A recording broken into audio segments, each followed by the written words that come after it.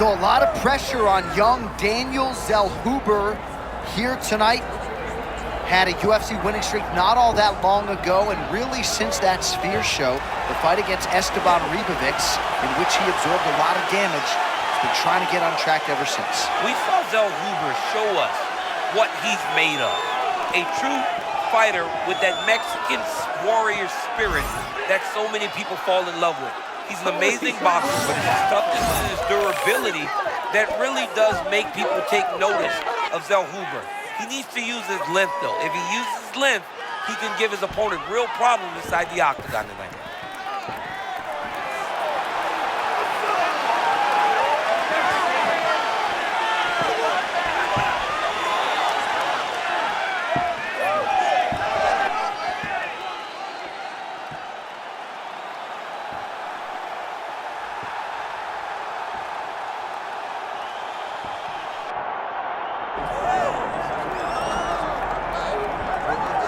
Well, you can argue this is the single hardest belt in the UFC to defend. The UFC's lightweight division has long been a murderer's row, and this champion's latest challenger looks like he could come through and upset the apple cart. We were talking to him the other day, and I asked him about the fight. He goes, DC, nothing surprises me, because every time I go in there, I fight the toughest, scariest opponent.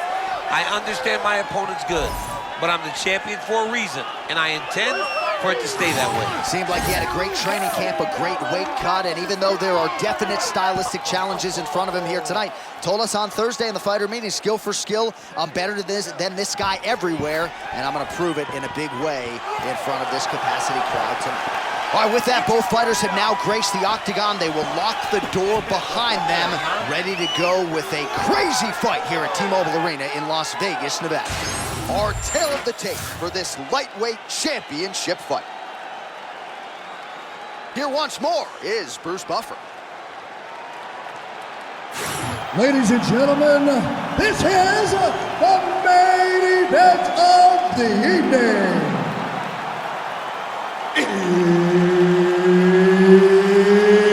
It's time! 5 rounds for the UFC Lightweight Championship of the World. Introducing first, fighting out of the blue corner, presenting the challenger, Daniel Golden Boy Zellhuber. And now, introducing the champion, fighting out of the red corner, ladies and gentlemen, presenting the reigning, defending UFC Lightweight Champion of the World, Manuel Torres.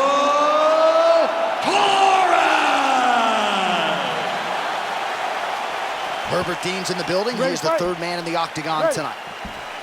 Well, for all the places we go in the world, few can hold up to this one. Good evening from T-Mobile Arena here in Las Vegas, Nevada. Opened April of 2016. UFC went there for the first time at UFC 200, and they've been bringing big shows seemingly every other month ever since. They call Vegas the fight capital of the world. And if you're talking about a home base for the UFC, you're talking about T-Mobile Arena, home to some of the biggest UFC events ever.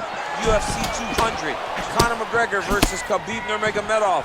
This place has been the home of some of the biggest UFC fights in history. Tonight, you get to take the same walk to that octagon to try to make your mark on the sport.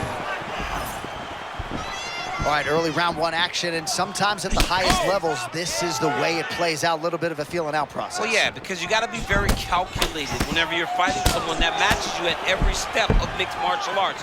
Let's see how it plays out.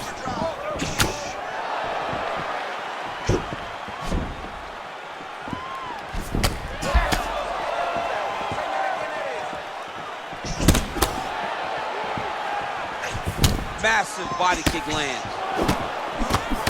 Oh, big my power goodness. strikes landed on both sides. Well, DC, headgear's not allowed, but he has raised the hands, and he's doing a nice job protecting the dome. He's doing a great job. Huge strike lands there. Somehow, his opponent stayed upright. I mean, he's still on his feet, but he's not up by much. Ooh, trying to stay alive, and he will. A beautiful counter by him. Back and forth we go. Beautiful counter while being hurt. Unbelievable. And I didn't call it out at the time, but there was a pretty significant uppercut that landed a moment ago. All right, so his power has certainly been heard from early. Appears as though maybe the opponent has recovered a little bit. Yeah, but he put him on notice, John. He knows now that if he wades into the danger, it can be very problematic for him. Oh, perhaps an overreaction from the booth, but that body shot looked pretty nasty. John, you can tell that those are starting to do some damage. This dude better start tucking his elbow.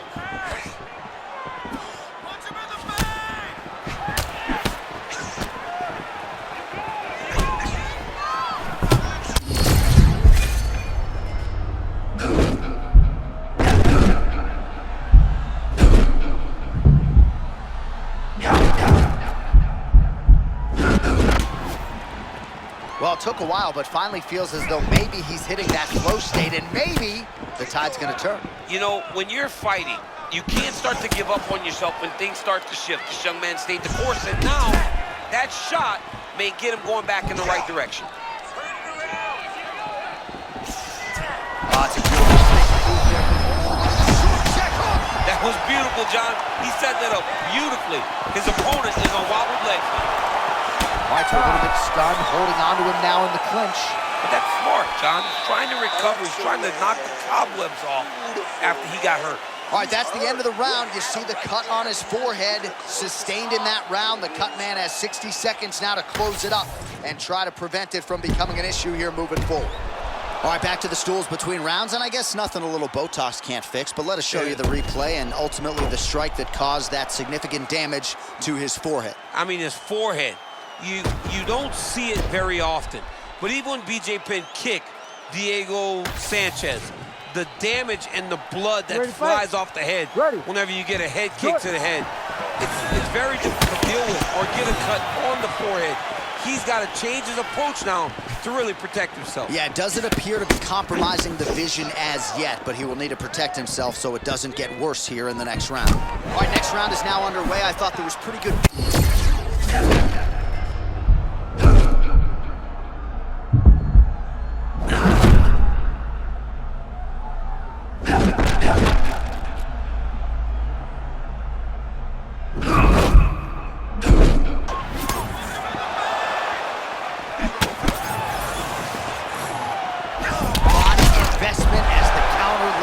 It's going to pay dividends down the stretch.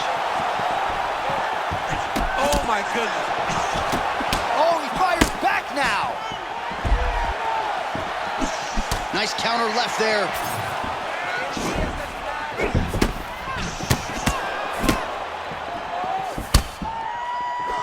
Right hook to the head, blocked. Oh, nasty cut on his lip.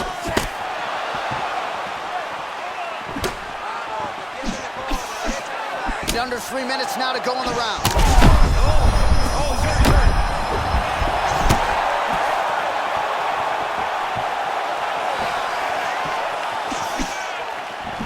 Zellhuber gets hit by that kick. Counters there with a jab to the head. Must be nice to have a reach advantage like this.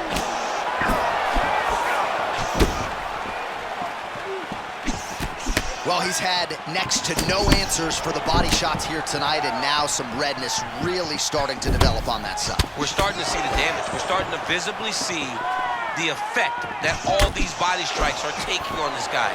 He's got to do something different. He's got to be very careful because he's looking for his opponent to...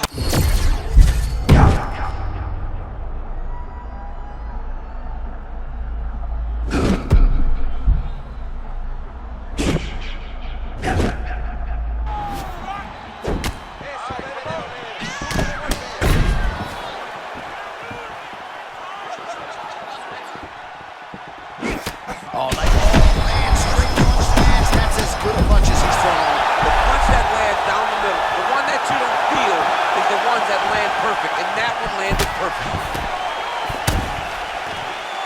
A little bit of desperation here as he engages in the clinch. Yeah, he was stunned, and he was stunned badly. But he's holding now, in every second. Oh, there's a new world order and the undisputed king of the lightweights. That is unbelievable to watch this man once again overcome the odds and grab the UFC championship.